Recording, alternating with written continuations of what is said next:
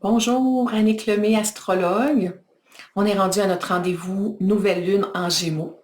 Donc, cette nouvelle lune va avoir lieu le 6 juin aux alentours de 8h38, là, heure du Québec.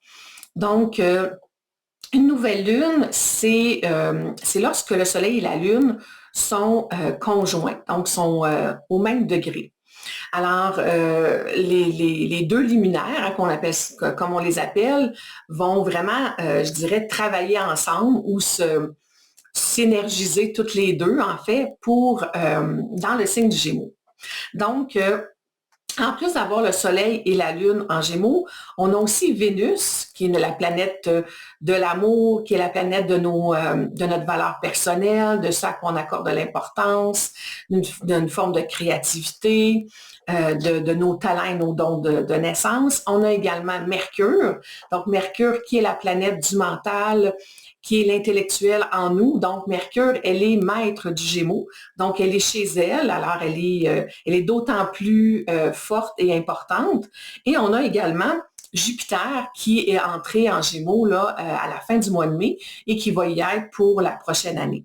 Donc, la nouvelle lune, imaginez-vous que vous êtes au départ d'une montagne russe, hein, quand on fait des manèges là, dans des parcs d'attractions. Donc, la nouvelle lune, c'est comme si on était au bas et qu'on s'apprêtait finalement à faire une montée jusqu'en haut, euh, juste avant, en fait, de redescendre pour commencer je vais dire le manège. Mais en fait, donc, la montée ou le moment où on est en haut, c'est vraiment en bas, c'est-à-dire c'est le moment d'initier quelque chose. C'est le moment où on peut mettre en forme ou en action une idée. On peut mettre en forme un projet, débuter ou initier quelque chose de nouveau. Et on va tranquillement, dans le fond, cette action-là qu'on pourrait initier va se développer de plus en plus jusqu'à ce qu'on atteigne le sommet qui est le moment de la pleine lune. Donc, cette montée-là, en fait, prend à peu près 2 semaines. Et lorsqu'on est à la pleine lune, là, à partir de ce moment-là, c'est le moment de relâcher certaines choses. Donc, dans la nouvelle lune en Gémeaux, ce sera vraiment le moment pour initier, démarrer, mettre de l'avant tout ce qui touche, dans le fond, votre façon de penser, votre façon de réfléchir, comment vous entrez en communication avec les autres. Le Gémeaux, hein, c'est le signe des communications, c'est le signe des mots, mais aussi de toutes les formes de communication. C'est le signe qui a envie d'échanger avec l'autre, qui a envie de transmettre des informations, transmettre des connaissances, parce que le Gémeaux, c'est comme le messager des dieux. Donc, dans son essence bienveillante, le Gémeaux va toujours garder son esprit ouvert, curieux. Il va toujours être à l'affût, en fait, d'entendre ou d'acquérir des nouvelles informations ou des nouvelles connaissances. Et il va être comme un canal de transmission, en fait, entre les informations reçues, que ce soit lors d'une conversation, lors d'une nouvelle rencontre, ça peut être aussi qui a entendu quelque chose, qui a lu quelque chose, qui a appris quelque chose à travers des études quelconques. Et le Gémeaux, son rôle, c'est vraiment de retransmettre les informations pour que le plus de monde possible, en fait, soit au courant, connaissent, dans le fond, les différentes informations auxquelles il y a eu accès. Donc, et à quelque part aussi, le Gémeaux, c'est comme un canal de transmission où justement, il peut également recevoir des informations, des fois qu'on a l'impression qu'ils viennent un peu de nulle part, et les informations, je dirais, transigent à travers lui, et ensuite de ça, on l'a retransmet aux autres.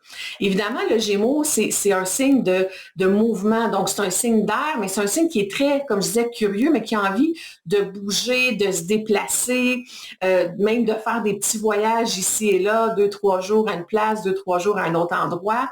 Mais c'est vraiment le signe qui désire, dans le fond, expérimenter des nouvelles choses, vivre des nouvelles choses, apprendre des nouvelles choses et retransmettre tout ça d'une certaine façon. C'est sûr que le Gémeaux, il va avoir tendance à rester davantage en surface.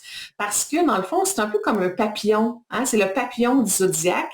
Donc, le Gémeaux, lui, il butine d'information en information ou de fleur en fleur parce que dès qu'il entend quelque chose, qu'il reçoit une nouvelle information, il est intéressé, en fait, d'en apprendre un peu plus sur cette information-là ou ce sujet-là. Mais au moment où il commence à s'intéresser à un sujet, à un moment donné, il y a autre chose qui va se présenter à lui, il y a une autre chose, il y a une autre route qui va s'ouvrir, il y a une autre information, on va lui parler d'autres choses, et là, il va avoir tendance, dans le fond, à peut-être rester quelques temps sur un sujet, mais après ça, il va avoir envie de changer. Le Gémeaux, c'est tout à fait le type de personne qui va aussi avoir envie, il va lire ou commencer 2, 3, 4 livres en même temps et peut-être qu'il ne se rendra pas au bout. C'est comme il va aller chercher l'information la plus intéressante pour lui. Puis ensuite de ça, il y a tellement d'autres intérêts qu'à quelque part, il n'y a pas le temps d'aller en profondeur. Mais c'est aussi un signe qui, même aller en profondeur, je dirais au niveau émotionnel, avec la Lune en Gémeaux, c'est des gens qui vont rester plus au niveau rationnel. Donc, ils vont avoir tendance à parler de leurs émotions, à parler de la situation, à vous raconter ce qui s'est passé, mais ils ont plus de difficultés à vivre et à ressentir pleinement, parce que c'est un peu comme si pour le Gémeaux, aller en profondeur, c'est un petit peu épeurant. C'est un petit peu inquiétant. Et même au niveau de l'engagement dans une relation, souvent le Gémeaux va avoir tendance à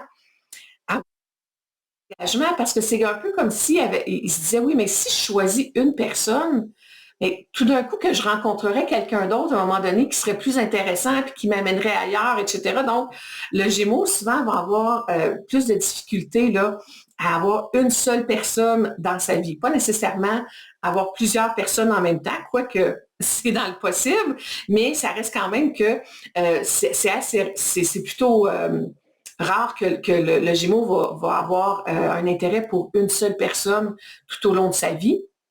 Quoique, encore une fois, selon les autres dispositions d'une carte du ciel, ça peut être évidemment possible. Donc, on revient à l'énergie de la nouvelle lune. Donc là, c'est sûr que dans les prochaines 2 semaines, il va vraiment avoir la communication, les nouveaux contacts, d'être en relation avec des personnes, apprendre ou rencontrer justement des gens qu'on n'a jamais rencontrés. Donc, on va avoir envie, en fait, de multiplier les échanges, de multiplier le social, de multiplier les rencontres et les apprentissages. Donc, ça pourrait être, par exemple, un très, très bon moment pour démarrer une nouvelle formation, pour s'inscrire à un séminaire, pour décider d'apprendre quelque chose de nouveau, pour revoir peut-être aussi un peu notre façon de communiquer, notre façon d'échanger. On pourrait en profiter pour initier, par exemple, si on a un projet, on a une envie d'écrire un livre, de faire une conférence, d'offrir des formations, ça pourrait très bien être propice pour ça également. Si on a des messages à transmettre, on peut le faire. Donc, c'est vraiment un beau moment pour mettre de l'avant tout le domaine des communications. OK? Donc, et c'est sûr que le danger, je dirais, avec le Gémeaux, c'est de s'éparpiller et d'être dans la dispersion. Donc, c'est sûr que le Gémeaux, là, il peut, juste, étant donné qu'il y a en plus 5 planètes en Gémeaux pendant cette nouvelle lune-là, ça se peut qu'on soit un peu, qu'on s'y perde un petit peu là, dans tous nos désirs de contact, de multiplier les expériences, d'échanger, de communiquer. Ça se pourrait que ça aille très, très, très vite aussi dans le cerveau, dans notre cerveau. Surtout les gens, en fait, qui ont beaucoup de Gémeaux dans leur thème, donc soit qui ont un soleil en Gémeaux, qui ont une lune en Gémeaux, qui sont ascendants Gémeaux ou qui ont d'autres planètes également dans le Gémeaux. Donc, ça peut effectivement venir amplifier tout ça. Donc, ça va être important pendant cette nouvelle lune-là, même si les énergies sont favorables au social, aux échanges, aller dans un 5 à 7, à faire toutes sortes d'activités, ça va être important de surveiller son système nerveux. hein, parce que le Gémeaux et Mercure sont vraiment c'est vraiment des énergies où le système nerveux est très activé parce que le mental est très activé. Donc, ça va être important de faire attention de ne pas se laisser emporter un petit peu par toute cette activité ou cette surcharge mentale qu'on pourrait avoir tendance à ressentir, là, étant donné que ça bouillonne là, au niveau de notre désir d'apprendre, de connaître, d'être ouvert aux autres, de communiquer et d'échanger. Et ce qui peut être un petit peu, ce qui peut venir un peu faire travailler, je dirais, cette nouvelle lune en Gémeaux, c'est qu'elle est en carré avec Saturne. Donc, Saturne, c'est la planète du temps. C'est la planète de la discipline, de la détermination, de bâtir les choses sur du concret, mais une étape à la fois. Donc, ça peut venir un peu travailler, je dirais, le Gémeaux qui, lui, a envie d'aller vite, de bouger, de changer de direction, de pas nécessairement aller en profondeur.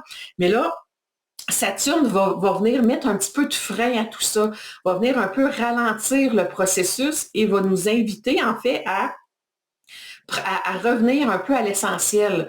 Donc, à s'assurer que dans ce désir et cette possibilité d'éparpillement et de dispersion qu'on peut ressentir avec le Gémeaux, Saturne va venir dire, ben regarde, qu'est-ce qui est vraiment important là-dedans?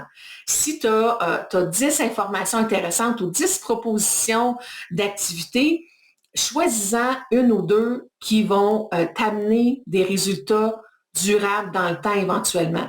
Donc, si on bénéficie ou on profite de l'énergie de Saturne, on peut vraiment arriver à cadrer un petit peu plus, à structurer davantage notre pensée, nos communications, les activités dans lesquelles on a envie de se lancer, les idées également, mais ça va venir chatouiller le Gémeaux parce que Saturne va venir ralentir, va venir créer peut-être certains obstacles, va venir dire « Hey, wow, minute, on respire, on prend notre temps, on réfléchit comme il faut avant de dire ce qu'on a à dire ». Donc, ça peut être aidant comme tiraillant. Évidemment, comme c'est en carré, ça se peut là qu'on ressente un petit peu plus de tiraillement. Mais si on arrive à bien à être en accord, je dirais, ou à laisser la place, je vais dire ça comme ça, à Saturne, et ça peut vraiment aider à ralentir et à mettre, comme je disais, là, de l'ordre un petit peu plus dans tout le brouhaha qui peut se passer dans notre cerveau et dans notre activité mentale. D'autant plus que la Lune et le Soleil sont également en tension avec Pluton. Donc, Pluton, c'est aussi une planète qui nous invite à aller à l'essentiel. Elle, c'est une planète qui nous invite à laisser derrière, dans le fond, tout ce qui n'est plus utile à notre évolution. Donc, et c'est une planète de profondeur. C'est une planète qui, elle, au contraire du Gémeaux, va vraiment plonger à l'intérieur, aller très, très, très loin dans les profondeurs pour remonter à la surface, en fait, ce qui a besoin d'être transformé. Donc, évidemment, c'est un petit peu dérangeant là, pour cette énergie de nouvelle lune-là, parce que le Gémeaux, lui, ça ne tente pas là, d'aller en profondeur puis de prendre le temps. Il y a tellement d'autres, des affaires, plein de choses qu'il a le goût de vivre, d'expérimenter, que de ralentir, d'aller à l'essentiel, de se poser des vraies questions. Et ça peut venir un petit peu titiller, je dirais, l'énergie du Gémeaux. Mais en même temps, comme je disais tantôt, avec Saturne, c'est quand même deux planètes qui, à quelque part, peuvent nous permettre, si on leur laisse de la place et on travaille à quelque part sur notre désir d'aller vite, de bouger, de vivre différentes choses en même temps, ça peut nous aider peut-être à canaliser un petit peu plus notre énergie, dans le fond, dans cette nouvelle lune-là, en Gémeaux. Et peut-être que ça pourrait même amener des conversations ou des discussions beaucoup plus en profondeur que ce qu'on pourrait voir normalement avec le Gémeaux. Mais ça peut faire en sorte aussi qu'il peut avoir des tiraillements dans justement les communications. Peut-être qu'on pourrait vivre certains épisodes où les communications sont un petit peu plus rudes, sont un petit peu plus agressive, hein, avec Pluton, on peut des fois tomber dans cette énergie-là. Donc, ça va être important, dans le fond, de oui, de s'ouvrir, de laisser place finalement à cette énergie qui a envie de socialiser, de sortir. Puis en plus, c'est une super belle période. On est presque au début de l'été. Donc, ici, en tout cas au Québec, il fait très, très beau depuis les dernières semaines. Donc, ça nous donne encore plus envie d'expérimenter, de faire des activités, d'échanger, de rencontrer des gens. Donc, c'est parfait. Mais en même temps, on fait attention à notre système nerveux, on fait attention à notre mental pour qu'il ne s'emballe pas trop et qu'il s'en aille dans toutes les directions, puis que finalement, on perde complètement le focus. Et on s'assure de revenir et de revenir, oui, à l'essentiel. Comme ça, on va bien ou mieux vivre les tensions qui peuvent se présenter avec Pluton et avec Saturne pendant cette pleine lune-là. Alors, je vous souhaite des beaux échanges, des beaux apprentissages et au plaisir de se reparler pour la pleine lune en Capricorne qui aura lieu le 21 juin. Merci.